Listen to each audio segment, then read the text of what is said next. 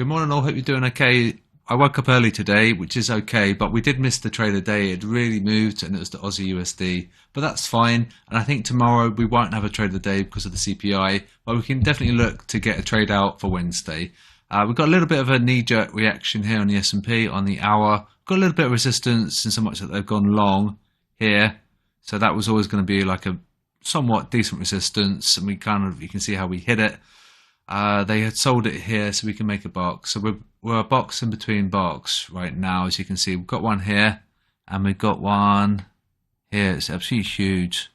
So we're dipping into this one now.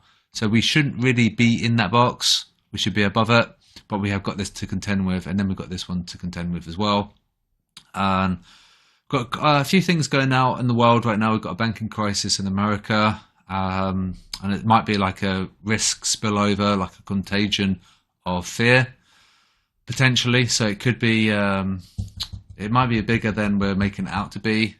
It might actually be a genuine crisis. So, but they are selling it on the S&P. So sentimentally, without any fundamental narrative, we should be coming up. We should be above 3926. So you could look for a long above 3926, but I wouldn't have you stop there. It's way too wide. So wait for a nice candle above, but ideally maybe it could even have it above 3952, and then you've got a lot of more open air above. So if you were to go long, you'd probably encounter some resistance here. Above, you've got a decent trade up there. That could be a stop, that could be your entry, and that could be a TP potentially. Yeah, so that's a potential idea. We can look at that tomorrow to see if that was going to be a good trade. But we kind of ideally want to be above this box right there. But currently buy, okay? Could be like a ruse in order to get them to sell. US 30, you know, it made a buy here. So likewise, we might dip into it, but we should be coming up. Likewise, we've got resistance. So you could look for a long above 32738. Target that. DAX, they're going long, so that's a bit of an issue. We've got resistance here, as you can see, but be careful with DAX. We're really extreme. We're beyond 20%, and we've got to be careful when we're beyond 80% as well. So we are a little bit extreme on DAX, so we've got to be careful. We made a sell, which I thought we might. I said in the Discord that we we're going to make a sell.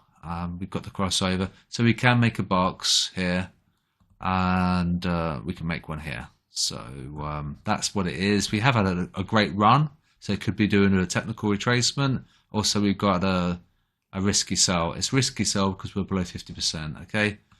And euro,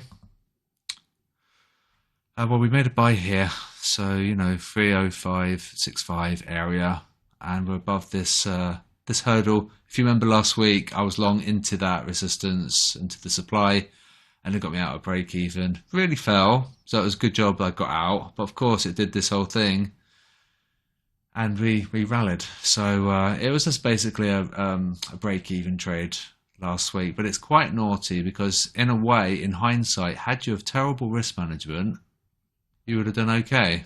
All right, so it's very naughty FX sometimes. You look at things, go, oh, why did I get stopped out there? I could have held. But then that's the thing, is that if you do hold, it could have continued. And then that's how they get you.